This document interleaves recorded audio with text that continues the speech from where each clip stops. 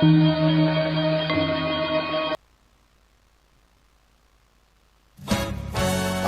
ำเป็นทีมสถานีธรรมะออนไลน์ขอเชิญติดตามชมรายการธรรมสากัจฉาสนทนาธรรมตามการ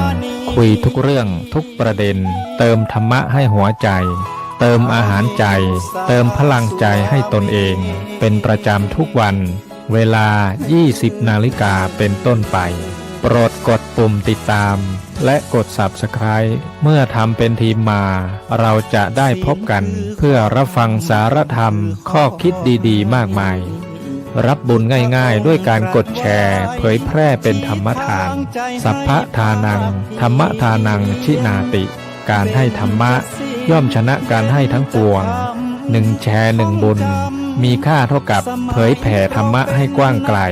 แชร์ไปมากยิ่งได้บุญมากเป็นการเปิดโอกาสให้คนได้รับฟังธรรมพบปัญญามีความสุขพ้นจากทุกข์ด้วยการฟังธรรมะมาทวงคำมันหมู่บ้านศีลห้าคือเป็นพันธะ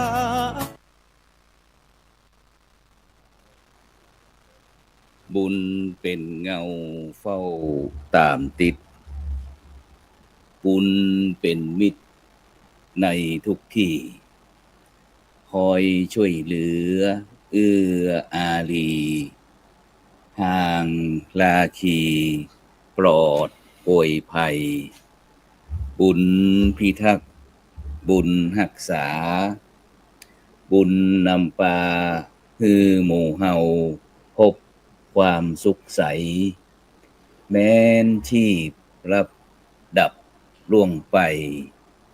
บุญส่งฮือสุขสวัสดีขอกล่าวคำว่าธรรมสวัสดีกับบรรดาท่านผู้ฟังท่านผู้ชมทุกท่านที่กำลังติดตามช่องธรรมะเป็นทีมทีวีออนไลน์กลุ่มพระสงฆ์อุบาสก อุบาสิการ่วมกันเผยแผ่ธรรมะออนไลน์ไลฟ์สดทาง Facebook ทาง YouTube แล้วก็สถานีวิทยุเครือข่ายคลื่นสีขาวชาวประชา8จังหวัดภาคเหนือ FM 104.50 เมกะเฮิรตซ์วัดฝายหินจังหวัดเชียงใหม่พร้อมตึงบรรดาภาคีเครือข่ายจ้องธรรมะเป็นทีมของเฮาทุกช่องทางแล้วก็บรรดาท่านผู้ฟังท่านผู้ชมที่ติดตามทาง Facebook ของสหายธรรมของหลวงปู่เขียวนะ Facebook พระครูโสพลปริยัติ Facebook พระอาจารย์พระครูอภิวัฒนวิกรมนะวัดรองเจ้าคณะอำเภอดอยหล่อนะวัดปากทางเจริญ Facebook IDTO นะทำเป็นทีมสากล YouTube ดังของ IDTO ทำเป็นทีมสากล Facebook วัดหลวงจอมคำเขมรัตน์นครเชียงตุงพร้อมถึงบรรดาท่านผู้ฟังท่านผู้ชมที่ติดตามตั้งไลน์ ยัง YouTube ต่างๆซึ่งในค่ำคืนนี้ก็เป็นคืนวันเสาร์เนาะที่29เดือนมีนาคมพุทธศักราช2568ซึ่งในค่ำคืนนี้ก็เปลี่ยนแปลงสถานที่ออกสักหน่อยหนึ่ง เพราะว่าในค่ำคืนนี้เนี่ยออกอากาศที่วัดอินทปัญญารามบ้านกองฝายนะหมู่ที่12ตำบลบ้านปินอำเภอรองจังหวัดแพร่นะเพื่อที่จะเดินทางมาปฏิบัติศาสนกิจ เป็นพระธรรมทูตในประเทศ เพราะว่าเป็นวันเกิดเมืองนอนนะแล้วก็เป็นวัดที่พระครูโสพลปริยัติได้สร้างขึ้นมาเป็นวัดในพระพุทธศาสนาเพื่อที่จะเป็นที่สถานที่บำเพ็ญบุญบำเพ็ญกุศลในการสร้างคุณงามความดีของพี่น้องพุทธศาสนิกชนพร้อมถึงพระสังฆเจ้าจากทิศทั้ง4ฉะนั้นวันนี้ก็เลยเปลี่ยนแปลงสถานที่ซึ่งโดยเฉพาะบรรดาท่านผู้ฟังทั้งหลายวันนี้ก็รู้สึกว่าเปลี่ยนบรรยากาศจากที่เชียงใหม่ มาออกตีเมืองแปร่นะก็รู้สึกว่ามันปลอดโปร่งโล่งเหมือนกันนะแต่เจ้านี่เดินทางมาก็รู้สึกว่ามีหมอกควันหนักละ ฉะนั้นก็ขอบคุณอนุโมทนากับบรรดาท่านผู้ฟังท่านผู้ชมทุกท่านนะที่เป็นห่วง เออ ยังมีลมหายใจอยู่บรรดาท่านผู้ฟังทั้งหลายนะฉะนั้นก็ในค่ำคืนวันนี้ก็เช่นเดียวกันนะเพราะว่าใกล้ที่จะถึงเทศกาลมหาสงกรานต์ปีใหม่เมืองนะวันนี้วันที่29มีนาคมก็เหลือบ่กี่วันละนะเดือนเมษาก็จะเข้ามาแล้วนะฉะนั้นเดี๋ยวเขาจะมาอู้เรื่องอะไรอย่างกันเดี๋ยวเขาไปพบกับผู้ร่วมในการที่ไปที่ท่านอาจารย์พระมหาวรเชษฐ์มหาวิริโยนะจากเมืองยองนมัสการครับอาจารย์มหาวรเชษฐ์ครับนมัสการครับน้องไพศาลสรุปโกศลพลแล้วก็ครูบาอาจารย์ทุกส่วนทุกองค์รวมถึงญาติธรรมที่ฟังอยู่ถึงเมืองไทยเมืองนอกก็คือหมายถึงว่าถึงถึงเมืองยองที่สามารถรับรู้รับฟังในการเฮาในรายการของพุทธศาสนาสีแผ่นดินทุกวันเสาร์ก็ช่วงนี้ก็ค่อนข้างต้องอย่างก่อนอื่นต้องขอแสดงความเสียใจกับญาติพี่น้องที่ประสบภัยอยู่เนาะอาจารย์เนาะครับเป็นไผเป็นที่มันดาเลก็ดีแล้วก็บ้านเฮาก็ดีรวมถึงศรัทธาโยมที่ได้รับผลกระทบจากเหตุแผ่นดินไหวครั้งนี้นะครับขอทุกท่านจงมีกำลังใจสู้ต่อไปส่วนที่ญาติพี่น้องที่ได้สูญเสียญาติธรรมไปก็ดีบุคคลอันเป็นที่รักไปก็ดีก็ขอให้กำลังใจมีสติมีปัญญาในการดำรงชีพแล้วก็มาพิจารณาใคร่ควรต่อไปเพราะว่าทุกอย่างนี้พระเจ้าสอนไว้แล้วว่าสิ่งใดมันเกิดขึ้นแล้วมันดับไปแล้วแต่ว่าชีวิตของคนเราต้องดำเนินต่อไปเราก็พยายามรับทำคำสอนนี่มาเป็นแรงบันดาลใจให้เรามีสติแล้วก็มาเตือนใจเราตลอดเวลานะครับก็หมายความว่าก็เปลี่ยนวิกฤตเนาะคือเป็นโอกาสอาจารย์เนาะเพราะว่าถ้าบุคคลใดท่านใดนะครับบ่ได้อยู่ในสถานการณ์ที่ท่านทั้งหลายเป็นอยู่ก็คงจะบ่ฮู้นะแต่สิ่งที่เฮาจะเยียวยากันก็คือเรื่องจิตใจนะอาจารย์เนาะถ้าอู้ถึงเรื่องการสูญเสียนะมันเอาคืนบ่ได้ละคืนบ่ได้ละนะซึ่งอันตะกี้นั่นก็หันว่าอันนี้พินิหารมีจริงเมียเอิ้นว่าพี่มากินข้าวน้องรออยู่อีน่ะเสร็จแล้วก็พอดีก็อันได้หน่วยป้องกันภัยเพิ่นก็หน่วยเจ้าหน้าที่ต่างๆบอกว่าเป็นตึงทหารตึงตำรวจตึงกู้ภัยต่างๆก็เข้าไปช่วยกันนะเพื่อที่หวังว่าอภินิหารมีจริงบรรดาท่านผู้ฟังทั้งหลายวันนี้ก็มีละแต่พอดีแฟนของเพิ่นก็หัวใจหยุดเต้นไปเหมือนกันพอดีก็ไอ้หมู่ป้องกันหรือว่าหน่วยกู้ภัยต่างๆเพิ่นก็ได้ปั๊มมีลมหายใจอยู่ตะกี้นี่หันทำ CPR แล้วจับพระครูเนาะครับแกว่งยาดมอยู่โอ้สบายละอีนะแต่ก็บ่ฮู้ว่าจะมีไผโชคดีอีสักเท่าฮือเนาะแต่เฮาก็ส่งกำลังใจว่าถ้าวันนี้มันมีอภินิหารแล้วก็อยากจะฮือทุกท่านน่ะที่อยู่คณะได้มีโอกาสมาเหมือนกันเนาะครับผมเพราะว่าสิ่งหมู่นี้ความจริงก็ห่างจากประเทศไทยโดยเฉพาะที่ปางมะพร้าวก็ 2-300 กิโลนะท่านอาจารย์มันมีอยู่ว่าใกล้ๆกรุงเทพก็เหมือนกันนะแต่เขาก็บ่ฮู้เหมือนกันเพราะแต่ว่านี่อาจารย์พระครูอยู่ที่ไหนครับอาจารย์พระครูแต่ว่านี่ผมประกอบพิธีสวดพระพุทธมนต์ธรรมนิยามแล้วก็อันมาติกาที่วัดป่าเป้าในวัดป่าเป้าในที่ในคูเมืองเชียงใหม่เนาะพอสวดไปเสร็จอาจารย์จะมาประเทศสวดเสร็จแล้วทีนี้พออาจารย์เจ็ดสีเพิ่นก็ได้กล่าวกำถวายเนาะพอกล่าวกำถวายเสร็จปุ๊บเดี๋ยวท่านอาจารย์มันผมก็นึกว่าผมมึนหัวผมบ่ได้กินยาว่าจะได้นะความดันขึ้นเบาหวานขึ้นเลยพอดีท่านพระครูศรีมหาเงินเพิ่นก็บอกว่าพี่แผ่นดินไหวเฮาก็แหงนเลยขึ้นไปพอบนเพดานวิหารนั่นนะโอ้โหก็วิหารมันมีไว้สูงๆท่านอาจารย์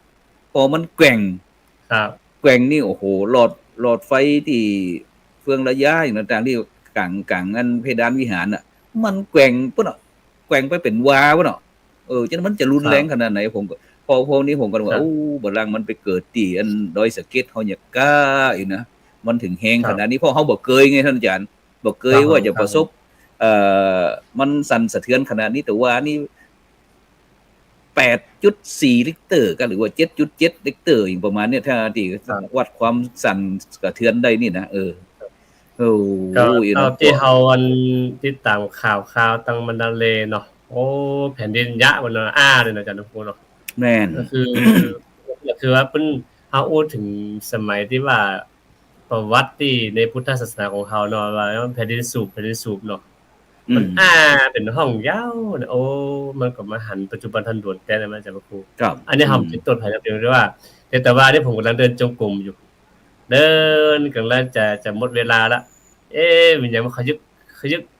จนสมาธิต้องตั้งสติให้ดีๆก่อนค่อยๆนั่งย่อตัวลง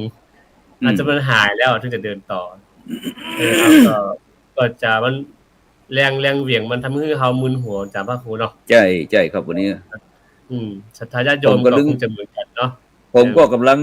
นวดเซตตะกี้เนี่ยนะก่อนที่จะออกมาออกรายการเนี่ยมีผลกระทบพอดีเดินทางมาเมืองแปลก็เลยจวนหมอเอกมาตัวหมอเอกเข้ามาเพื่อที่จะดูแลผู้สูงอายุต่างๆเนี่ยที่เจ็บเป็นเย็นไข้นวดเพื่อสุขภาพนี่แหละก็เลยนวดอย่าน้อยหนึ่งครับดังนั้นก็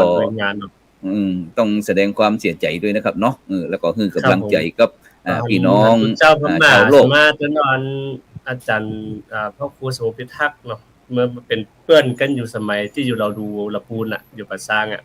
อันนั้นก็ไปอยู่เป็นเจ้าว่าอยู่บนดอยแล้วก็เอาภาพลงทางเฟซหันทุเจ้าสมาหันทุเจ้ามรณภาพหลายรูปนอนเรียงกันเป็นแลบเลยครับที่พม่านะแล้วก็รู้สึกว่าติดตามข่าวก็น่าจะ500ขึ้นนะท่านอาจารย์โอ้เนาะประมาณ500บวกหรือว่าลบสักน้อยหนึ่งเนี่ยแต่เพราะว่ามันยังหน่วยกู้ภัยต่างๆก็ยังบ่ได้สำรวจที่ละเอียดเนี่ยเนาะโดยเฉพาะที่ประเทศไทยของเฮาที่ตึกสตงที่แถวจตุจักรนั่นก็เหมือนกันท่านอาจารย์โอ้ยน่ะบ่เคยหันภาพตั้งสื่อมวลชนเพิ่นได้ออกมาเนี่ยปุ๊บรับตามึนตากำหายไปแล้วตึกนั่นน่ะครับ30กว่าชั้นนี่น่ะครับนี่แหละคืออาจารย์พระครูครับคือเฮาถ้าเอาธรรมะมาเปรียบเทียบเนาะเหมือนคนเฮาอาจารย์พระครูครับกว่าใจใหญ่จะโตมานี่ป้อนข้าวป้อนน้ำอาจารย์พระครูเนาะป้อนข้าวป้อนน้ำทนุถนอมยุงก็บ่ครบเอาหมูกังยุงบ่ฮือไตไล่บ่ฮือตอมนี่ดอกอีพ่ออีแม่ดูแลอย่างดีเป็นไข้เป็นน้าผมวิ่งหาหมอเหนือบ้านใต้บ้านเหนือมายกมายาเนาะเป็นเสมือนตึกอาคารเหล่านี้เวลาคนเฮาจะตายแป๊บเดียวทุกอย่างมันสอนเฮาด้วยสติเฮาว่าเนาะเนี่ยคือทุกอย่างบ่จิรังยั่งยืนเฮาบ่สามารถจะคาดเดาอย่างได้สักอย่างนะครับแล้วอันนี้คือเฮาเข้าใจว่าบ่ควรประมาทในชีวิตของเฮาเนาะพระครูเนาะครับฉะนั้นก็บรรดาท่านผู้ฟังท่านผู้ชมเด้อนะนี่ก็มันก็เป็นครั้งหนึ่งเนาะในชีวิตนะเป็นประสบการณ์ที่เฮาได้พบได้เจอนะซึ่งเจอแบบนี้บ่อยๆก็บ่อยากจะเจอเพราะแต่ว่านี่ก็ผมนี่จะอยู่ที่อาคาร5ชั้นในเมืองเชียงใหม่ในคูเมืองเชียงใหม่เนี่ยผมเนี่ยอยู่สูงที่สุดครับอาจารย์ครับก็อยู่ถึงอาคาร5ชั้นแต่ในเมืองความจริงเปิ้นบ่ฮือสร้างถึง5ชั้นนะแต่พระครูโสพลน่ะอยู่5ชั้นแต่ว่านี้ท่านอาจารย์ตั้งกัลยาณมิตรกัลยาณธรรมทั้ง FC ต่างๆก็เป็นห่วงเป็นใยว่าที่อาคาร5ชั้นวัดพระสิงห์วรมหาวิหารเป็นจังได๋พ้องนี่นะแต่ดูสำรวจแล้วครับสำรวจแล้วก็บ่มีอะไรอย่างที่จะล้าวหรือว่าอย่างต่างๆนะครับก็ยังมีความมั่นคงอยู่เพราะว่าของเฮานั้นมันจะเป็นฐานแบบตีนจ้างมันสั่นได้แกว่งได้มันบ่เหมือนกับที่เฮาเข็มตอกเข็มเนาะว่าอันนี้มันแข็งกระด้างครับพอเฮามาหันแผ่นดินไหวเนาะที่เฮาย้อนไปภูมิปัญญาของคนเฒ่าคนแก่เฮาเนาะที่เขาแปลงบ้านสมาร์ทเฮาจะอู้เรื่องละมกอนาจารนะที่เพิ่นมีเล่มนะจ้ะเนาะเมื่อก่อนเพิ่นแปลงบ้านเพิ่นมีตะปูเนาะจะเรียกกลเนาะครับใจสลักใจลิ่มนะครับใจเล่มเอาเพิ่นเฮาว่าจิ้มเข้าไปเนาะจิ้มคือมันถึงเอาค้อนตอกเข้าไปคือไม้แต่มันยึดเข้าหากันได้ แต่เวลามันถูกแรงสั่นสะเทือนมาอย่างพูดเนี่ยมันจะน็อตมันจะคลายออก ครับ ตัวเล่มมันจะคลายออกมาเนี่ยผมว่าอันนี้คือภูมิปัญญาของคนเฒ่าคนแก่นะแล้วทีนี้ ครับ อย่างเมืองยอเชียงตุงอาจารย์พระครูครับคือการสร้างบ้านเนี่ยไม่ได้ขุดลงดินนะครับ เอาเสาไม้เนี่ยวางบนบ่อหินบาดาลเมื่อก่อนจะพระครูครับ แม่น เออ ตั้ง นี่คือ ตั้งเจียงตุงกับเขาแม่น ครับ ตั้งเจียงตุงตั้งลาวเหมือนกันครับ แม่นนะครับเนี่ย เขาเรามาคิดคำนวณดูแล้วเนี่ยคือ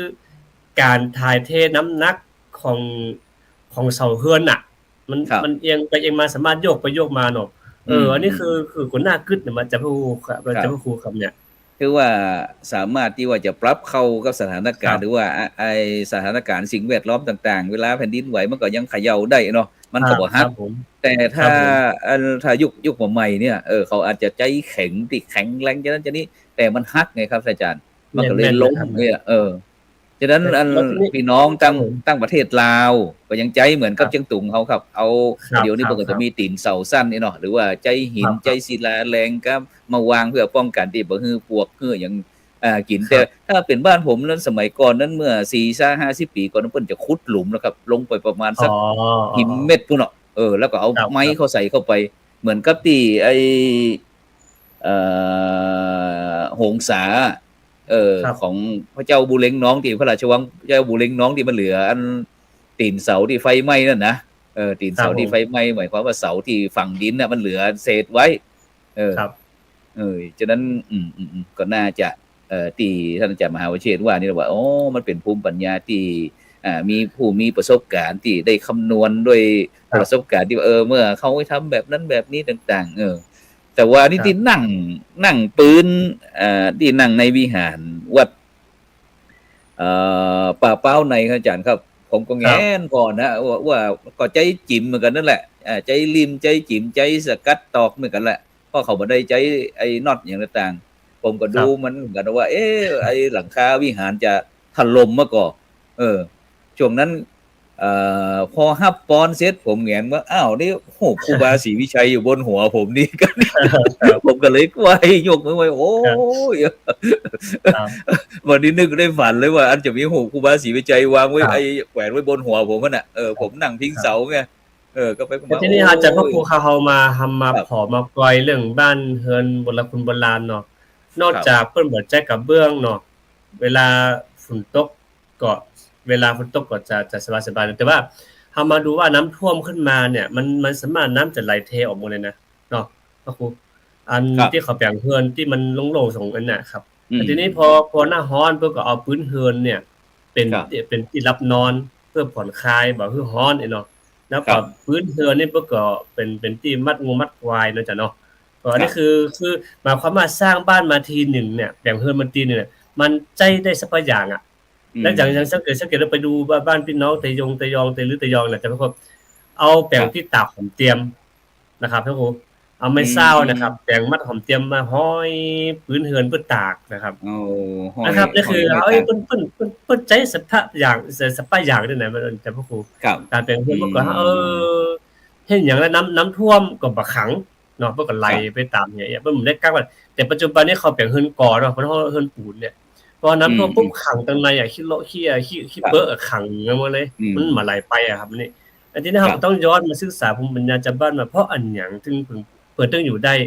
แต่บางทีบ้านหลังนึงเฮือนหลังนึงนี่100ปีก็อยู่อย่างนั้นน่ะมาบ่ชำรุดบ่ร้าวนะครับ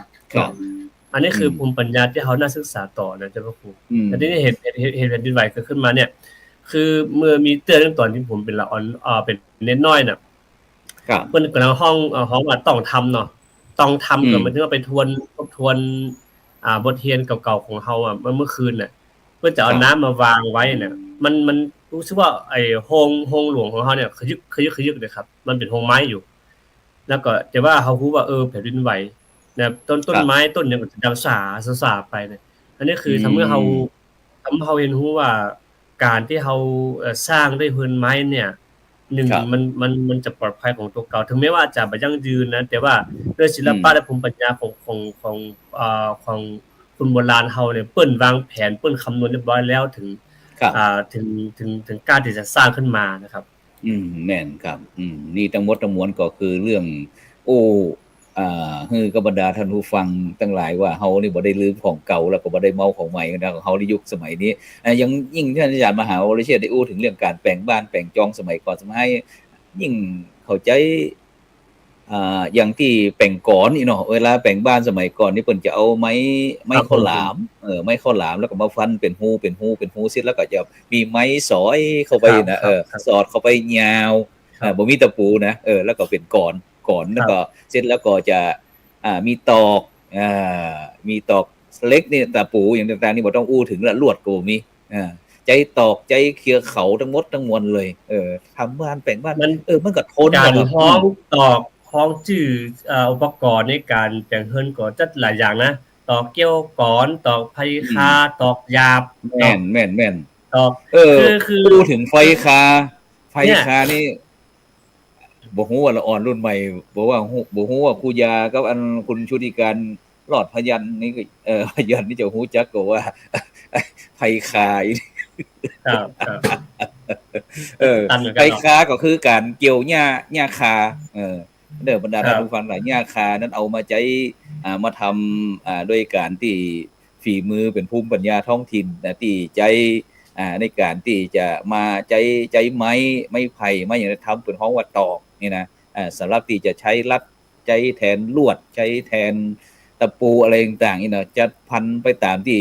เปิ้นได้ฮู้ได้เห็นมันก็แล้วก็ทำเป็นของห้องยังได้หรอไผ่ห้องเป็นไผ่เนาะไผ่คามันก็คือละอ่อนต้องฝึกแล้วจ้ะพ่อครูคือมันว่าคานี่จะมุงได้ประมาณสักปีปลายครับป้อเขาก็ต้องไปนอนแฮมคาไปปัดคาเฮาก็ต้องไปหาคาปิ้งมาครับสักก่อนจะเอาคาไทยมันก็ต้องครับผมมันก็ต้องไปแช่น้ำก่อนนะว่าแช่น้ำแม่นจะอันมันแข็งมันจะฮักครับมันฮักง่ายเอาไปแช่น้ำแล้วก็ถึงจะมาไผคาเพราะว่าอันคาเฮานี่อาจจะอยู่ได้สัก 2-3 ปีแล้วเสร็จแล้วเปิ้นค่าหน้าฟ้าหน้าฝนสัก 2-3 หน้าฝนนี่เปิ้นก็จะยศใหม่แล้วเปิ้นฮ้องยศอีกนะที่เฮาจะมามุงหลังคาเสริมอีกนะเปิ้นฮ้องยศคาอีกครับอันนี้ก็คือถึงพ่อแม่ของเฮานี่ได้สร้างได้สอนให้หมู่เฮาตั้งหลายได้เห็นฮู้ภูมิปัญญาของเปิ้นเวลาเมื่อก่อนที่เฮาแปลงเฮือนเปิ้นจะมีเล็กกลเพิ่นก็จะเอาหยังเพิ่นเอาฮ้องใหม่ของเฮาเนี่ยเพิ่นฮ้องจักไหมลอยเนาะอาจารย์อาโยมสติการบอกว่าฮู้จักครับฮู้จักเจ้าแม่ไผคาเก่งสาธุโมทนาบุญก็แล้วเป็นความรู้กันนะครับเพราะว่าอันนี้คือเฮาเอาความรู้เก่ากับความรู้ใหม่ได้มาผสมผสานกันแม้ว่าจะสร้างมีไม่ว่าหมู่จังหวัดเนี่ยเขาจะมีเทคโนโลยีทันสมัยก็แล้วแต่ว่าภูมิปัญญาจริงๆแล้วสิ่งเหล่านี้พัฒนามาจากภูมิปัญญาของผู้เฒ่าแก่ของเขาแต่มีการปรับเปลี่ยนเพราะว่านั้นองค์ความรู้เหล่านี้มันจะปรับเข้ากับความเหตุการณ์ของปัจจุบันอย่างใดก็อันนี้คือเฮาก็คือบรรลักของเก่าบัดนี้ของใหม่มาของใหม่ทีนี้เฮาเห็นฮู้อีกแล้วถ้าทำไมเฮาย้อนไปทำไมเมื่อก่อนล่ะเมื่อก่อนนี้เฮ็ดหยังแผ่นดินไหวก็ดีเนี่ยเพิ่นฮ้องป่าอานนท์ติ่งตัวเนาะอาจารย์ที่เลขสิได้อาจารย์ที่บ่ได้มาวันนี้นะเพิ่นว่าป่าอานนท์นี่นอนกับหางตัวเก่ามันเมื่อยเพิ่นคดอยู่กับเขาสนิโลเนาะเขาสนิโลคือคดอ้อมเสาโลกไว้เนี่ยแต่วันนี้มาก็มันเพิ่นฮ้องว่าฟื้นตัวแบบพลิกตัวนะพลิกตัวก็ทำให้แผ่นดินไหวนะครับก็คือว่าเขาคิดว่าความเจ้าของป่าอานนท์ป่าอานนท์เปิ้นว่าอันแต่ก่อนนี้ไอ้มีความเชื่อว่าโลกนี่มันแบนครับโลกมันแบนแล้วก็จะมีป่าโลมามันเหมือนกับอยู่ในมหาสมุทรเหมือนกับเฮาไปลอยเรืออีกเฮาอยู่กลางทะเลน่ะเรือมันก็จะเป็นลาป่ามันดินก็จะบงเบงสายไปสายมาจะนี้เป็นต้นคุณโยมอันเพิ่นบอกว่าคุณโยมชุติการบอกว่าฮู้จักเจ้าแม่ไผเก่งทำขายเจ้าแม่ชุติการบอกว่าแม่มีอาชีพไผคาไผคาเพิ่นบ่ฮู้ว่าจะฮ้องเป็นไม้หรือฮ้องเป็นอะหยังบ่ฮู้เนี่ยอันที่เพิ่นไม่กล้าขายเนี่ยแม่โอ้โหเพิ่นฮ้องแต๊บน่ะจังฮู้เนาะครับครับ อันนี้คืออันนี้ครับก็อธิบายต่อไปเพราะจะพูดเดี๋ยวเฮาอู้กันเรื่องไผคาก่อน นะครับเพราะว่า อ่า ภูมิปัญญานี่คืออันนี้คือภูมิปัญญาของคนโบราณนะจ๊ะพระครูอันนี้ก็วัดบวกค้างอำเภอสักกำแพงจังหวัดเชียงใหม่เพิ่นเอาโพสต์ไว้นะครับแล้วจะมีเหตุการณ์ไหวก็คนโบราณเพิ่นทำนายไว้ว่าแผ่นดินไหวเดือนอย่างพ่องนะครับเดือนแต่ละเดือนมันจะเปลี่ยนได้แล้วก็จะมีเหตุเพศภัยอย่างใดต่อไปข้างหน้าอันนี้คือคนโบราณเพิ่นเขียนไว้ แล้วก็อาจารย์ไก่เพิ่นเอามาโพสต์ผมก็เลยขออนุญาตก๊อปมาคือบอกสถานทั้งหลายได้ แล้วก็ถ้าแผ่นดินไหวเดือนนี้มันเดือน6เนาะหรือว่าเดือน7แล้วยัง เดือน6แต่ว่าเดือน6ดับก็ดีครับ อ๋อเดือน6พอดีแต่ว่าดับเนี่ยจะเดือน7จะออกนี่นั่นน่ะ ครับ เดือน7ออกวันนี้กันเนี่ย เดือน7ออก1ค่ำวันนี้แหละอาจารย์ครับผม 1ค่ำวันนี้ นั่นคือวันนี้คือเดือนออก1ค่ำนะ1ค่ำก็แต่ว่าเป็นเดือน6พอดีเพราะฉะนั้นไอ้ตรงนี้ผมบอกว่าเดือน6นะได้แก่เนาะได้แก่เดี๋ยวก่อนเริ่มผมอ่านฟังนะเดือน6นะแผ่นดินไหวเดือน6ได้แก่รัชฎรรัฐประชาชนครับประชาชนจะเป็นภัยใหญ่มากนักแลจะแลก็หมายความว่าดึงประชาชนของเขาเนี่ยจะค่อนข้างที่จะบ่สมบูรณ์เนาะอาจจะบางคนเนาะสมบูรณ์ไม่มีปัญหาเนาะ ครับผมแล้วก็คือหมายถึงว่าอาจจะเศรษฐกิจก็ดีหยังก็ดีมันเหตุการณ์บ้านเมืองของเขามันก็ไปหมดอะครับซึ่งแต่ว่าเขาก็มันก็คืออาจจะตรงบ้างหมดตรงบ้างแต่ว่าเขาก็ศึกษาด้วยความรู้ของคนเฒ่าแก่ของเขาไว้อันนี้คือคุณบนรับบันทึกเหตุการณ์ตลอดเวลาเนาะครับผมครับฉะนั้นอันอย่างอันทำถ้าหลังจากที่เดือน7เฮาปีใหม่เมืองแล้วก็เหมือนกันนะอันเวลาอันจะมีทำอานิสงส์ปีใหม่เนาะเปิ้นจะเตะนั้นจะนี่ถ้าเปิ้นคนเฒ่าคนแก่เปิ้นจ้างสังเกตท่านอาจารย์มหาวิเชษฐ์เวลาเพราะว่าหลังปีใหม่มันเริ่มจะมีฟ้ามีฝนแล้วโดฉะนั้นฝนหัวปีเนี่ยก่อนที่ฝนจะตกมันจะต้องมีฟ้าฮ้องครับฟ้าฮ้องทิศใดทิศตะวันตกทิศตะวันออกทิศใต้ทิศเหนือกี่ครั้งดังนั้นดังนี้เรามันจะมีกรรมทำนายด้วยนะเนาะแม่นนะครับอันนี้ก็วันนี้สิเสร็จแล้วว่าวันนี้เฮามาอู้เรื่องทำนายตัวเนาะอู้เรื่องทำนายตัวมาอู้เรื่องก็อู้เพราะว่าสักไปเห็นละเนาะที่เพื่อนอย่าคือพี่น้องบรรดาท่านผู้ฟังท่านผู้ชมเนี่ยได้ช่วยกันคิดนะเพราะว่าในปัจจุบันนี้บางเตี่ยอย่างพระครูโสพลก็อาจจะเป็นละอ่อนน้อยที่เกิดเหมือนสักน้อยนึงอีกเลยได้ยินคนเฒ่าคนแก่เพิ่นอู้ฟังพ้องอย่างพ้องนี่นะก็หรือว่าจะประสบด้วยตัวเองพ้องกายนะถ้าอู้ถึงเรื่องอันกรรมทำนายเนี่ยท่านอาจารย์ครับผมมันก็น่าจะว่า verb to do จะได้ก็ตามเนาะverb to do verb to do จะได้ก็จังแต่มันบางครั้งมันตรงแม่นมันถ้าเป็นสมัยมาใหม่นี่เพิ่นอาจจะฮ้องว่าการทำวิจัยของท่านอาจารย์เนาะเพราะว่าการจดอย่างต่างๆซึ่งตะกี้เฮาอู้ถึงเรื่องฟ้าฮ้องก่อนที่หน้าฝนจะเข้ามาแล้วเพิ่นก็จะทำนายว่าปีนี้จะมีฝนหนักก็หรือว่าจะเป็นฝนแล้งก็หรือว่าเจอควันเวลาเนี่ยตกเนี่ยนะควันจะเนี่ยตอนเดือนใดน่ะถ้าน้ำนักนี่ถ้าเฮาใส่ตั้งแต่หัวปีกับโเกี่ยวเข้าเลยแจ่น้ำครับทีนี้เฮาลองมาอ่านที่เพิ่นเขียนไว้เนาะอาจารย์เนาะอนุญาตเนาะเขียนว่าจะได้ครับเขียนว่าจะได้ว่าที่นี้จะกล่าววิธีลัคนาแผ่นดินไหวตามออกหนังสือในเมืองเมงว่าดังนี้แผ่นดินไหวเดือน7แปะซัด4ตีน2ตีนแปะก็คือหมายถึงหยังก็คือว่าซัด4ตีน2ตีนนี่มันก็จะบ่ค่อยสมบูรณ์บ่ค่อยสบายมีโรคภัยไข้เจ็บเนาะแผ่นดินไหวเดือน8ลงลมแรงลมจะแรงนักไหวเดือน9แม่มารแปะแม่มารแม่หญิงแม่หญิงถูกกับพระนะของข้างที่โยมผู้หญิงท่านใดที่มีครรภ์ก็บ่ค่อยตะใดนะครับเสี่ยงบ่ค่อยปลอดภัย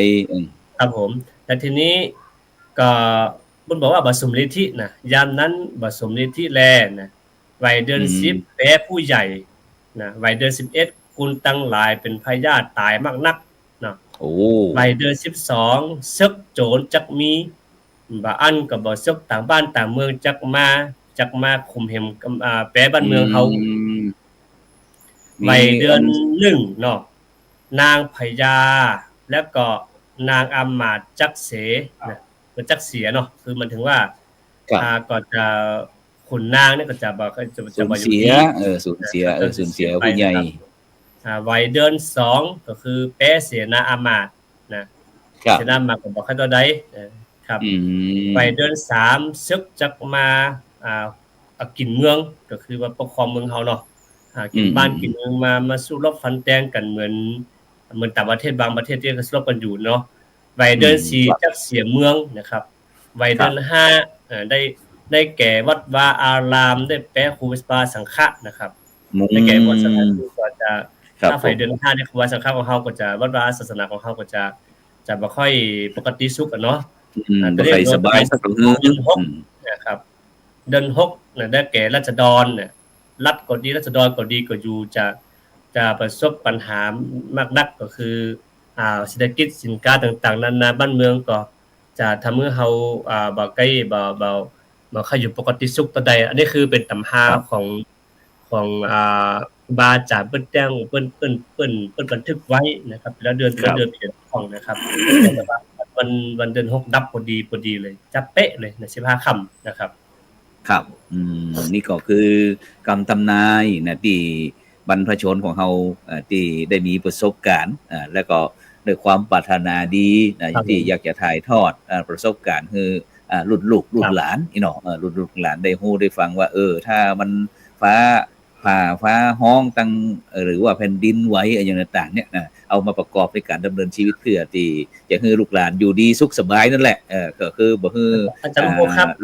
เราเอิ้นไปตั้งตรงเมืองยองเขาบอกว่าเป็นได้พ่องเนาะได้ครับได้ก่อนเนาะทั้งเชียงตุงเมืองยองว่าได้นะครับทั้งจอมคำYouTube จอมคำก็ดีบ้านยื่นก็ดีแต่ได้ฟังอยู่ก็ลองเอิ้นมาขอเราว่าตั้งปุ่นปิจะได้พ่องเนาะเพราะว่าตั้งเพก็เฮาก็ได้รับฮู้แห่งสั่นสะเทือนพอสมควรอาคารคอนโดมิเนียมที่ใกล้ๆอันศาลเด็กก็ตอนนี้ก็ลาวยังไงนี่ก็เอาการครับอาจารย์ครับหรือว่านี่บอกว่าจะเป็นห้างสรรพสินค้าต่างๆโอ้เจ้าวันเจ้าจองหิ่งเฮาอีดูหันคนเฒ่าคนแก่ตึงก้อยๆเดินออกจากห้างนี่ดอกเดียวโอ้ยฉะนั้นในช่วงนี้ก็ต้องอยู่บ้านอย่างเดียวท่านอาจารย์เนาะก็ต้องพอที่สถานที่ปลอดภัยที่สุดเพราะว่ามันบ่แน่มันอาจจะเกิด after shock ขึ้นแห่งก็ได้เพราะว่ามัน7หรือ8ริกเตอร์พุ่นน่ะมันบ่ใช่น้อยๆน่ะความจริงนี่แต่ว่านี่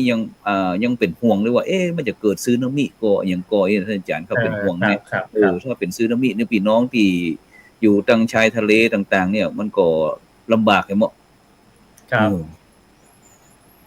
ฉะนั้นตั้งจอมคำหลวงว่าจะได้พ่องครับท่านอาจารย์มหาดวงทิพย์ช่วงนี้บ่ฮู้ว่าไปทำการทำงานทางใดบ่ได้เข้ามาร่วมอู้จานกันเลยหรือว่าไปทำงานวิจัยเกี่ยวกับเรื่องวิปัสสนานะครับ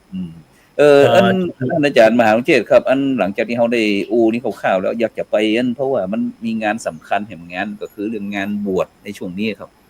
บวชเฉลิมพระเกียรติอย่างต่างๆบ่ฮู้ว่าที่ดอยเวียงแก้วของเฮามีโครงการนั้นจะได้พ้องเนี่ยดอยเวียงแก้วนี่จะเริ่มบวชวันที่ตั้งแต่วันที่5เป็นต้นไปถึงวันที่5เมษายน5เมษายนถึงนี้นะครับแล้วก็จะมีจำนวน73รูปครับอาจารย์พระครูก็คือเอาเต่าเอาพระชนมายุของพระเจ้าสมเด็จพระเจ้าอยู่หัวของเขาก็ทีนี้ก็คือทีมงานตั้งแต่กับผมเองก็ต้องขึ้นไปหมู่ครูบาอาจารย์ที่จะต้องติบก็ดีครูบาอาจารย์ที่เครือข่ายก็ดีต้องไปช่วยกันทั้งหมดนะครับต้องไปช่วยกันเพราะว่าเป็นปีแรกที่อันได้บวชขึ้นมานะครับเพราะปีแรกก็ฟาวไปแต่ปีนี้ก็มาฟอร์มกันใหม่ก็คือวางแผนกันมันเมินน้อยนะครับก็จะมีแผนต่อไปคือถ้าใครบวชเมินแล้วก็บ่ซึกบ่ราศีขาราเพก็จะคือเรียนหนังสือตั้งแต่นักธรรมดีโทเอกบาลีที่ทำไปก่อนนะครับซึ่งก็อันนี้คือเป็นความดำริของครูบาบุญจุ่มและสังวโรเจ้า เจ้าว่าวัดดอยแก้วนะครับอันนี้ก็คือเขาทั้งหลายที่ในฐานะที่เป็นลูกศิษย์ลูกหาก็ต้องสนองงานในส่วนนี้ไปก่อนนะครับตอนที่เริ่มไปนะครับนี่คือก็แห่งกรรมหนึ่งซึ่งญาติโยมทั้งหลายที่อยากจะไปร่วมกินร่วมทานก็เจริญพรเจริญเนอร์นะครับวันที่7วันที่7นี่เป็นงานเป็นวันบวชวันที่6นี่เป็นวันโกนผมนะครับมาปอกสุภาแม่แล้วก็อัพปอกอัพลูกอัพหลานให้ครูบาอาจารย์ที่จะมาเป็นวิทยากรดูแลต่อไปนะวันที่7ก็จะบวชตอนเช้าตอนเช้าช่วงบ่ายจะมีบททุเจ้านะอันนี้ก็แจ้งให้ญาติโยมทั้งหลายแล้วก็เครือข่ายที่ฟังอยู่นี่ฮู้กันด้วยว่าวันที่6 7เนี่ยเมษายนที่จะถึงนี้นี่จะมีงานบวชฤดูร้อนที่วัดดอยแก้วอำเภอเชียงแสนเชียงรายครับฉะนั้นก็บรรดาท่านผู้ฟังท่านผู้ชมเด้อตอนนี้ก็อันโควต้านั้น73รูปเต็มแล้วเนาะเต็มแล้วครับเต็มบ่ครับประกาศพวกเต็มทันทีเลยครับเพราะว่าทุกคนก็อยากจะเต็มแล้วนะครับฉะนั้นก็บรรดาท่านผู้ฟังท่านผู้ชมเด้อก็ถึงแม้เฮาบ่มีลูกมีหลานบวชก็สามารถที่จะไปร่วมกินร่วมตาหรือว่าร่วมบุญร่วมกุศลเป็นเจ้าภาพได้เนาะร่วมถวายเป็นมันก็ได้หมดนะครับครับเพราะฉะนั้นนั้นครับในทางพุทธศาสนาเนี่ยบรรดาท่านผู้ฟังทั้งหลายการบวชนะที่หลายท่านหลายคนอาจจะมีความคุ้นเคยว่าบรรพชาอุปสมบทพี่น้องซึ่งความหมายบรรพชาอุปสมบทโดยเฉพาะในพุทธศาสนาการบวชพุทธนั้นมันมีอยู่2ลักษณะมี2อย่างก็คือการบวชเป็นสามเณรนะเพิ่นฮ้องว่าบรรพชาอย่างนึงเพิ่นฮ้องว่าบวชเป็นพระภิกษุหรือว่าเป็นผู้เจ้านี่นะเพิ่นฮ้องว่าอุปสมบทนะฉะนั้นบรรพชาเนี่ยแปลว่าการงดเว้นจากสิ่งที่บ่ดีบ่งามละจากสิ่งที่เป็นบาปเป็นอกุศลแต่ก่อนนี่เพิ่นใจเป็นกรรมกลางๆก็หมายถึงการบวชทั่วๆไปเนี่ยที่เพิ่นฮ้องว่าบรรพชิตแต่ปัจจุบันนี้ใจเฉพาะสามเณรเนาะแล้วก็ส่วนคำว่าอุปสมบทเนี่ยแปลว่าการเข้าถึงความเป็นผู้ประเสริฐครับอุปสมบทการบวชเป็นพระเพราะว่าพระมาจากว่าละพระแปลว่าประเสริฐเพราะฉะนั้นเนี่ยบรรดาท่านผู้ฟังทั้งหลายนะก่อนที่การหลายท่านหลายคนว่าแล้วคนจะบวชเนี่ยมันจะต้องมีการเตรียมตัวเตรียมใจก่อนนะท่านอาจารย์มหาวิเชษฐ์นะว่าก็ต้องมีเตรียมเหมือนกันเนาะถ้าบ่เตรียมมันก็เสียเหลี่ยมของความเป็นพระเป็นนี่คนจะบวชกันนะเนาะฉะนั้นโดยเฉพาะคนที่จะบวชนะบอกว่าจะบวชเป็นพระเป็นเณรเนี่ยสำคัญต้องเบื้องต้นก็คือพ่อแม่ได้นำไปครูบาอาจารย์เจ้าอาวาสหรือว่าพระบูชานะที่เขาจะต้องการที่จะบวชอยู่อาศัยไปจะว่าอยู่ๆไปก็บุกเข้าไปบวชอีกบ่ได้แล้วท่านอาจารย์มหาวิเชษฐ์เนาะจะต้องกันก่อนดูว่าที่เจ้าที่ผ่านมาก็ขึ้นไปประชุมกับผู้ปกครองทำความเข้าใจว่าเราจะทำอย่างไรห้องมันมีพิธีกรรมอย่างใดแล้วก็ซักซ้อมขาหน้าอย่างใดจะมีการอย่างใดคือปีแรกของเราก็ต้องการทำให้ดีที่สุดเนาะจะพระคุณเนาะคือถ้าปีแรกแล้วทำแล้วมันงานออกมาบ่เวิร์กอีกก็มันก็จะมีผลกระทบต่อปีต่อไปทีนี้เขาก็ต้องพยายามจะทำให้ดีที่สุดเท่าที่จะทำได้นะครับคนระดมครูบาอาจารย์มันสมครูบาอาจารย์ที่มีประสบการณ์คนที่มีประสบการณ์คนดีแต่มีจิตอยากจะทำก็มาช่วยกันก่อนมาช่วยกันระดมฝึกอบรมน้องเนนที่เข้ามาบวชค่ายนี้ครับผมครับฉะนั้นก็หมายความว่านอกจากที่จะมีคณะครูบาอาจารย์ในการที่จะสั่งสอนดูแลเรื่องการวิชาการแล้วก็ต้องมีพี่เลี้ยงที่คอยดูแลเกี่ยวกับเรื่องความเป็นอยู่เราบอกว่าจะเป็นที่รับที่นอนกันชั้นกันอยู่กันหมายความว่าดูแลทั่วๆไปเพราะว่าโดยเฉพาะในช่วงนี้ท่านอาจารย์จริงเป็นหน้าฮ้อนเนี่ยนะเป็นห่วงนะเป็นห่วงโดยเฉพาะบางครั้งลูกพระลูกเนรเฮานี่บางครั้งโดยเฉพาะหน้าฮ้อนเราอ่อนกับน้ำเนี่ยท่านอาจารย์ครับตรงนี้ต้องเน้นเด้ออย่างปีก่อนนี่ผมได้มีโอกาสพาน้องเนรที่เอาไปอยู่ที่เชียงใหม่ท่านอาจารย์พอดีทีนี้อันมาที่เนี่ยเตรียมงานเทศกาลมหาสงกรานต์ปีใหม่เมืองเนี่ยแต่ทีนี้อากาศมันร้อนนะครับน้องเนรก็น่าจะอ้วนร่างกายอ้วนพ่องทีนี้น้องเนรฮ้อนก็เลยพากันจะไปที่สระน้ำท่านอาจารย์แต่น้องเนรที่รูปนี้เพิ่นนั่งบ่ได้เนี่ยนั่งแล้วเอาขาเนี่ยแกว่งน้ำเล่นไปเล่นมาท่านอาจารย์มันฮ้องว่าโรคฮิสโตกน่าจะเป็นเส้นเลือดแตกท่านอาจารย์นั่งเสร็จแล้วเน้นก็ สลบไปหมายความว่าวูบไปแล้วก็ไหลลงน้ำไปจนจมน้ำแบบนั้นเนาะซึ่งบางคนก็บอกโอ้เน้นตกน้ำเน้นตกน้ำจริงๆมันเรื่องเนี้ยเพราะอากาศมันร้อนเนี่ยนะอาจารย์โดยเฉพาะในช่วงนี้บอกว่าตั้งแต่เจ้านี่ลูกมาจากเชียงใหม่จากลำปูนพุ่นแหละตั้งแต่ขุนตาลมาปัดโท่ควันไฟนักขนาดนักนึกว่าจะหนีควันไฟจากเมืองเชียงใหม่เนี่ยมาถึงลำปางรั่วมาถึงเมืองแพร่ฉะนั้นพี่น้องศรัทธาญาติโยมทั้งหลายขอบิณฑบาตเถอะนะเพราะว่าโดยเฉพาะเรื่องฟืนเรื่องไฟเนี่ยทางรัฐบาลเขาก็พยายามขอความร่วมมือใจอนุเคราะห์สงเคราะห์กันสักหน่อยหนึ่งเพราะว่ามันได้รับผลกระทบแท้ๆนะอาจารย์มหาครับเรื่องหมอกควันเนี่ยเดี๋ยวอาจารย์พระครูครับมีคนคอมเมนต์เข้ามาแต่ว่าไม่ได้โผล่ในคอมเมนต์เฮาเนาะก็คอมเมนต์ต่างหน้าที่ว่าไพคานหรือว่าไพคาสมัยยมแม่เป็นสาวเนาะหน้านี้และเปิ้นจะขอสาวมาช่วยเดี๋ยวเปิ้นได้ออกตั้งคอมเมนต์เฮาช่วยไผคาเปิ้นจะได้เอาคามมาซ่อนเฮือนเป็นหลังคาเพราะเข้าหน้าฝนเดือนแจ้งบ่มีไฟฟ้าเปิ้นจะแบ่งหลังคาไว้กลางขวงบ้านเนาะกลางขวงบ้านขอสาวมาช่วยอย่างน้อยกว่า5-6 คนเจ้าสมัยก่อนม่วนเจ้ามีการหยังก็จะเอามื้อเอาวันกันไปบ่ได้รับจ้างนะแต่เราจะบ่พูดเนาะครับแม่นเพราะว่าบ่าวจะได้เอวสาวกว่าตอนที่ไปช่วยไฟคาเนี่ยพอใครจะได้เป็นลูกเขยว่าได้เป็นลูกเขยก็ต้องดูทุกนี้ถ้าขี้ค้านไฟคาบ่เป็นก็ยังว่าเมินเสียเถอะไม่เท่านี่เอาไอ้นี่มันหน้าตาก็ดีหุ่นห้างก็ดีนะมาจับหลังไอ้ยาหลังยาวอย่างบ่เป็นได้ยังเพราะคนแต่ก่อนนี่เพิ่นจะมีความรู้ที่หลากหลายเนาะอาจารย์เนาะบ่ใช่เฉพาะด้านเพราะแต่ก่อนเนี่ยเพราะว่าเฮาอย่างที่บ่าวแต่ก่อนเนี่ยเพิ่นจำเป็นที่จะต้องโดยเฉพาะเรื่องการเรื่องงานอันดับแรกเนาะอาจารย์เนาะเพราะว่าเรื่องสมัยก่อนมันบ่เจริญเหมือนสมัยนี้กว่ายุ่มจ้างก็บ่ได้จากย่ามเป็นก็ได้จากย่ามก็เป็นโลถอนกาก็เป็นเนี่ยอย่างเงี้ยยังบ่ได้แล้วเนี่ยพ่อแม่สาวจะบอกไว้นะจะไม่ฟังว่าไอ้น้อยนี่มันขี้ข้านก่อนะอดแต่ถ้าเฮาอู้ถึงเรื่องงานการเลือกลูกเขยคนแต่ก่อนนี่เพิ่นจะต้องเอาลูกเขยต้องเป็นน้อยเป็นหนานนะท่านอาจารย์เนาะถ้าเป็นน้อยเป็นหนานถือว่ามันได้ศึกษาได้เรียนรู้นะเพราะว่าเป็นการเป็นตู้เป็นพระเนี่ยท่านอาจารย์ยังเฮาจะอยู่กับปราชญ์ปัญญาภูมิปัญญาท้องถิ่นน่ะอย่างปอดน้อยปอนานทหารเก่าต่างๆเวลาเปิ้นเรื่องงานส่วนรวมนี่หมู่นี้จะเป็นโอ้โหสูงมีหมายความมีองค์ความรู้ทุกสิ่งทุกอย่างอย่างแม้แต่คัดลัดเจ้าวัดว่าจะมีเทศมหาจารย์มีงานเข้าพรรษาจะมีอย่างของเตรียมอย่างของปอน้อยปอนานบ่ถึงฮู้หมดน้อยมาช่วยกันนี่นะมาช่วยพ่ออุ้ยเนี่ยจะอี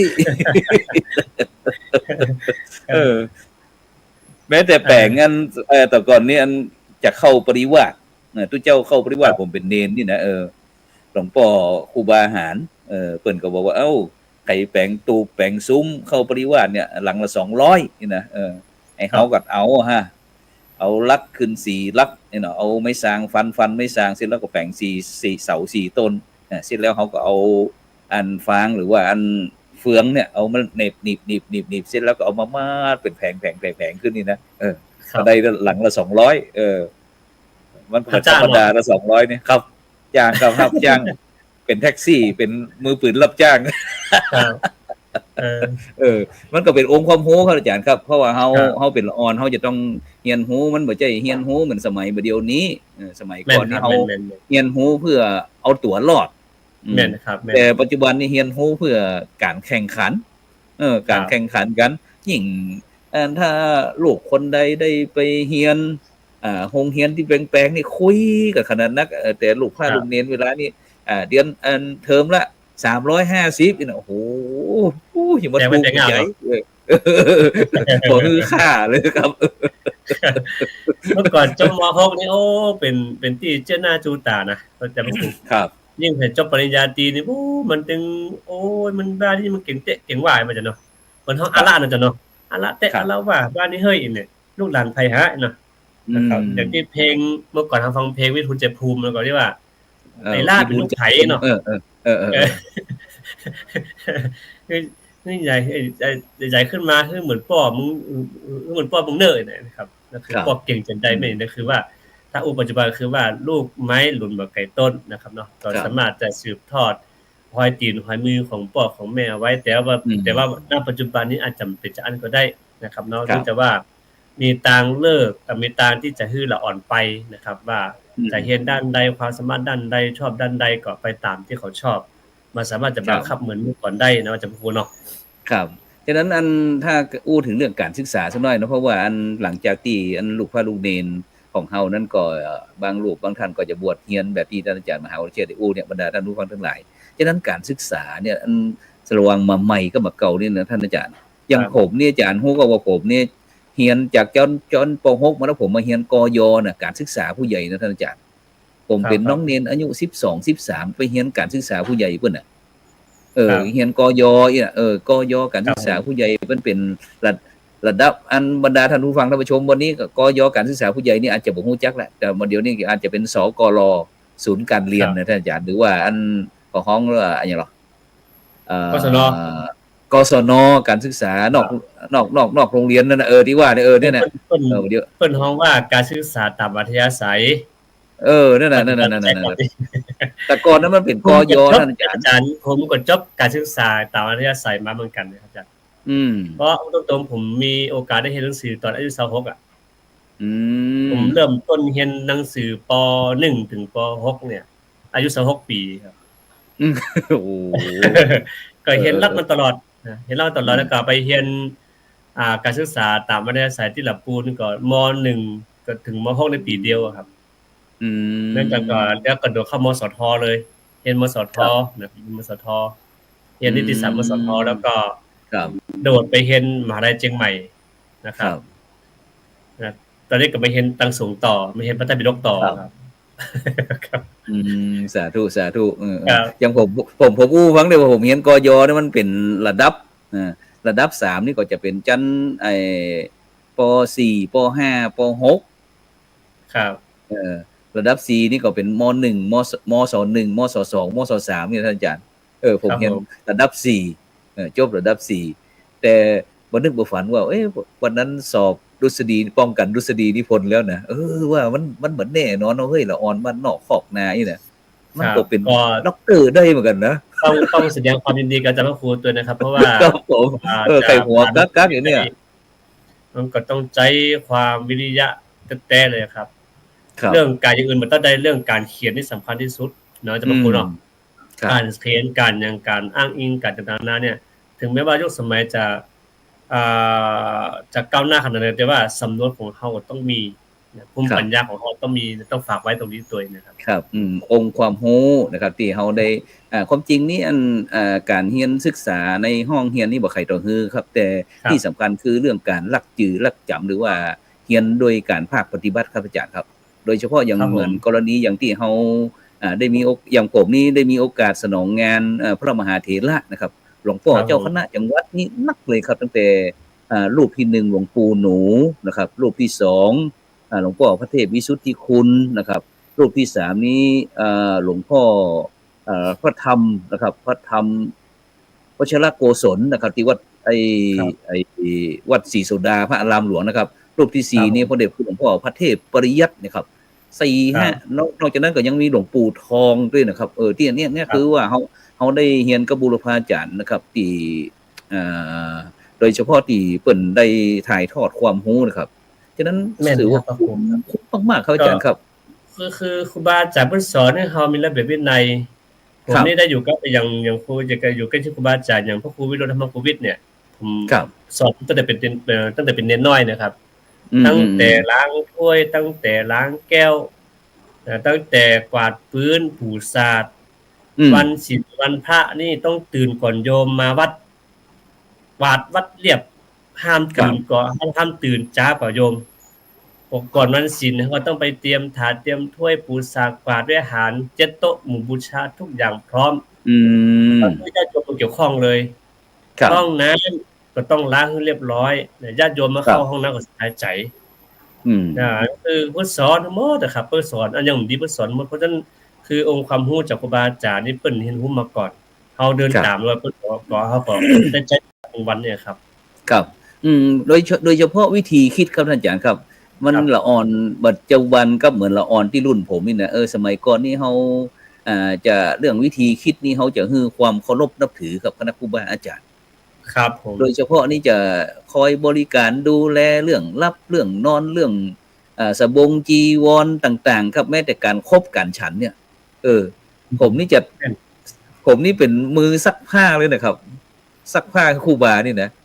ซักผ้าเสร็จแล้วเนี่ยเขาก็จะภาพเสร็จแล้วเขาก็มาส่งนะครับแต่แม่ผมในปัจจุบันเนี่ยแม้แต่น้องเนนผมบ่เคยใจซักผ้าเลยนะครับ ผมซักเองหมดเลยนะตลอดชีวิตของผมเนี่ยแต่ก่อนของผมเนี่ย แม้แต่พักนะครับอาจารย์ครับอย่างผักกาดขาวอีกเด้อเนี่ยครับ ผมเนี่ยไอ้หน่อไม้ผักกาดขาวต่างๆเนี่ยผมจะเอาที่เป็นยอดนะครับเอายอดอ่อนๆนะคือครูบาอาจารย์เสร็จแล้วผมเนี่ยจะกินกาบตั้งนอก แม้แต่หน่อไม้เหมือนกันหน่อไม้ต้มหน่อไม้อย่างต่างๆหน่อไม้ไล่อย่างนี้นะผมจะปลอกแล้วก็พาเป็นซีกหมอกไอ้ครูบาอาจารย์ฉันได้ง่ายๆนี่ครับเนี่ยอันนี้สงส์มันครับอาจารย์ครับซึ่งในปัจจุบันนี้แต่ในปัจจุบันผมก็บ่หันนะครับหลวงพ่อโรงเรียนนี่สมัยก่อนนี่ครูบาอาจารย์เฮานี่ถือว่าสุดยอดเฮาจะเข้าไปใกล้ค่ำมานี่ไปอีนี่เอาเพิ่นเอาไปนั่งนวดกะอะหยังกะสิแล้วก็คือเพิ่นเล่าให้ฟัง เป็นนวดเปิ้นแปลว่าปัญหาเหรอ ครับโดยเฉพาะคาถาผมสาว แขนสูงเลย แม่นแล้วก็โดยเฉพาะของเครื่องรางของขลังคาถาอย่างต่างๆนี่แต่ครับเนี่ยแต่ละออนในปัจจุบันนี่ครับมันพยายามลบทุกสิ่งทุกอย่างได้ยินเสียงนี่โอ้โหพูดออกห่างไปแป๊บหายแซ่บหายสอย กว่าใจกว่าใจนี่ก็บ่เข้าใจเหมือนกันความจริงเฮาเข้าบวชเนี่ยโดยเฉพาะแต่ลูกพระลูกเนนก็บ่ยังบ่เต้าโยมพ่อโยมแม่ในปัจจุบันนี่แหละพระอาจารย์ครับการที่เฮาบวชลูกพระลูกเนนเนี่ยลูกพระลูกเนนยังก็ปออู้กันรู้เรื่องนะแต่ผู้ที่มีปัญหาที่สุดผมว่าบ่ได้ว่าใครเด้อพ่อแม่นั่นจ้ะส่วนมากนี่เอาเปิ้นจะบ่แยกเพราะว่าเปิ้นฮักลูกเพิ่นไงเฮาเข้าใจว่าฮักลูกแต่ทีนี้การเข้ามาบวชแล้วก็ต้องใช้วิธีระบบวัดเนาะระบบวัดแม่นครับคือจากพระครูครับผมจำได้ว่าเปิ้นอัพเนาะอัพคือเจ้าอาวาสปุ๊บฮับเพื่อจากนั้นเปิ้นจำเป็นจะต้องเลยจะฟาดจะตีเปิ้นก็บ่ว่ากันเปิ้นยิ่งดีว่าน่าจะเห็นฮู้ต่อไปให้อดทนนะครับเปิ้นก็จะว่ากันเพราะอัพแล้วคือเป็นสิทธิของผู้ดูแลครับนะครับเปิ้นก็จะว่าไว้นั่นโอ้ยสมัยผมเรียนหนังสือนี่มันเปิ้นไม้แป้นนะครับไม้แป้นเอาฟาดหัวแตกอ่ะผมว่าหยังเลือดอาบผมว่าหยังตอนน่ะมันก็เป็นคือด้วยความที่จะอันแล้วคือถ้าพระเนรเป็นร้อยมันมีกฎอย่างมารองรับนอกจากว่ากฎในวัดรองรับกันเองครับถึงจะเอากันอยู่ครับแม่นเพราะว่าอันครูบาอาจารย์เฮานั้นส่วนมากนี่ก็จะได้บ่แตกต่างเนาะท่านอาจารย์นั่นที่ว่าจะฮักลูกพระลูกเนรบ่แตกต่างกับพ่อกับแม่แต่เรารักลูกให้ถูกทางโดยเฉพาะเรื่องการศึกษาเนี่ยเพื่อที่เขาจะได้มีความรู้ความสามารถในการที่จะสามารถดำเนินชีวิตของตัวเองได้บ่ว่าจะอยู่ในวัดก็เป็นสีแก่พระศาสนาแม้แต่จะเป็นลาสิกขาไปก็บ่เป็นอนาถาของสังคมเนี่ยฉะนั้นในปัจจุบันนี้บางครั้งมันก็เข้าหูเหมือนกันนะมันก็สะเทือนใจผมกันว่าเนี่ยบวชไปบ่ได้สักสิ่งสักอย่างปวดโกนหัวเจ็บหัวบ่ได้นะมาก็กลับมาเป็นขี้เหล้าเมาแล้วมันก็สะเทือนใจกันอาจารย์ครับครับก็อย่างที่ผมอยู่ดงหันหน้านี่ผมก็เป็นมือซักผ้าครูบานั่นแหละอย่างพระครูแหละทั้งผ้าตวบผ้านมผ้าจีวรห้องน้ำผมแม้แต่กระถนตอนเช้ามาก็ต้องไปเททิ้งกุฏิท่านก็ต้องไปเจ็ดไปถูทุกวันครับเพิ่นสอนหมดผมมานึกตรงนี้เพิ่นสอนเฮาบ่ถือตัวได้คำรู้มาจนบางเทื่อก็สมาแต่บางทีก็แอบเกลียดเหมือนกันนะ ใจอย่างก็เฮาว่ามันกัน ก็เรียบร้อยไว้วาง มี ใจ เครื่อง ได้ ซักผ้าเด้อทุกคนเนาะมันมีเครื่องซักผ้าเลย ครับ ผ้าลมมัน อืม ผ้าลมมันหนักอ่ะผ้าลมใหญ่ๆอ่ะครับ โอ้มันเยอะคนเดียวผมไหวบางทีก็ครูบาเนาะครูบา สบาย ถ้าอยากจะฉันเย็นๆไม่เห็นจะต้มให้ผมลำบากก็มันก็ต้มช้าแล้วกันเนี่ยฉะนั้นก็วันนี้เขาก็ได้อู้กันสเปเห็นละนะอู้กันเพื่อบรรดาท่านผู้ฟังท่านผู้ชมที่อันกำลังรับฟังอยู่เพื่อที่ต้องการที่อันจะนำลูกกุลบุตรกุลธิดามาบวชก็จะได้เข้าใจวิถีคนวัดมันเป็นจะใดเนาะเป้าหมายวัดเขาที่เขามาบวชนี่ก็บวชเนี่ยเขาว่าศึกษามาบวชบรรพชานี่นะมาบวชนี่แปลว่าศึกษาเพื่อจะมาเรียนรู้นั่นแหละเวลาเจ้าศึกของเขาว่าลาสิกขาก็คือลาการศึกษายุดการศึกษานั่นแหละฉะนั้นเขาบวชเพื่อที่จะศึกษาหลักธรรมคำสอนทางพุทธศาสนาการดำเนินชีวิตการครองบ้านครองเมืองต่างๆเนี่ยที่จะทำให้บรรดาพี่น้อยเปิ้นหลานที่ได้บวชแล้วก็สามารถที่จะนำประยุกต์ใช้ในการดำเนินชีวิตของท่านแม้แต่จะอยู่วัดก็เป็นครูบาอาจารย์เป็นเจ้าอาวาสก็สบายเนาะแต่ไปอยู่จะเป็นลูกเขยเจ้าบ้านก็สบายท่านอาจารย์ครับครับเดี๋ยวเวลาน้อยหนึ่งนาทีหนึ่งก็ก่อนนี่คือมาอู้ถึงบุญคุณของครูบาอาจารย์และองค์ความรู้ของคนโบราณของเฮาเนาะว่าทำไมเมื่อก่อนเพิ่นสร้างบ้านบ่มีตึกบ่มีปูนบ่มีเหล็กมีสักอย่างแต่เพิ่นก็อยู่รอดปลอดภัยดีแล้วก็รวมถึงครูบาอาจารย์ที่เคยสั่งเคยสอนเฮามาองค์ความรู้ต่างๆนี่เพิ่นสอนทั้งหมดแต่อยู่ที่ว่าณปัจจุบันนี้ที่ได้ดีก็เพราะบุญครูบาอาจารย์ที่เคยสั่งเคยสอนเพราะฉะนั้นคนมีศรัทธาที่จะเอาลูกหลานมาบวชนั้นก็โอเคเข้าใจอยู่ว่าต่างยุคต่างสมัยก็จริงแต่ว่าบางสิ่งบางอย่างเฮาก็มันบางคนนี่เฮาอยู่ด้วยกันบางเทื่อก็บ่เคยเจอกันนะแต่พอไปอยู่กับคนอื่นเนี่ยอู้กันเนาะเข้าคอกันดีเนี่ยอย่างก็อู้กันม่วนใจก็อู้กันเปิ้นเนี่ยครับเปิ้นบ่เต้ากับคนอยู่ใกล้ตัวของเฮาเนาะดังนั้นก็ฝากญาติโยมไว้ตัวเน้อครับเน้อว่าเอาลูกหลานมาแล้วก็ไว้เนื้อเชื่อใจครูบาอาจารย์อนุสรณ์ต่อไปนะครับเนาะครับฉะนั้นก็ขอบคุณอนุโมทนาถึงแม่ครูยากศนคุณโยมชุติแม่ชุติการหลอดพยัญพร้อมถึงบรรดาท่านผู้ฟังท่านผู้ชมที่บอกว่ารับชมอยู่ที่ลำปางเนี่ยนะฉะนั้นก็ขอบคุณโมทนาบอกว่าแต่ว่าแผ่นดินไหวแม่อันชุติการบอกว่าอันลำปางหนาวอันนี้ก่อนเนี่ยได้รับผลกระทบจากอันแผ่นดินไหวหนักน้อยจะได้เน้อนะแต่วันนี้ก็เวลาหมดเวลาแล้วจำเป็นที่จะต้องนำรายการจากบรรดาท่านผู้ฟังผู้ชมไปก่อนนะวันพรุ่งนี้พบกับตอนเช้าพบกับรายการธรรมะรับอรุณใหม่เนาะตอนนี้กำลังฮอตเด้อท่านอาจารย์ครับรายการธรรมะรับอรุณของเราเพราะว่ามีครูบาอาจารย์ซับเปลี่ยนกันมาโอ้คณะสัตยาญาติโยมกับตักทายกันขนาดนักนะครับตอนนี้นะครับฉะนั้นเฮาก็ FC เริ่มดีขึ้นแล้วครับฉะนั้นก็ขอบคุณอนุโมทนากับทุกท่านในค่ำคืนวันนี้ก็เวลาหมดเวลานำรายการจากบรรดาท่านผู้ฟังไปก่อนเนาะรับฟันดีมีเงินใจไล่โลคาพยาธิบ่เจ็บบ่จน